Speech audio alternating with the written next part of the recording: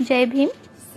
राज्याचे विरोधी पक्ष नेते आणि ब्रह्मपुरी विधानसभा मतदारसंघाचे आमदार विजयभाऊ वडेट्टीवार यांच्या प्रयत्नातून मंजूर झालेल्या 45 कोटीच्या निधीतून अडियाळझाडी टेकडी ब्रह्मपुरी येथे भव्य दिव्य विपश्यना केंद्र उभारण्यात जाणार आहे.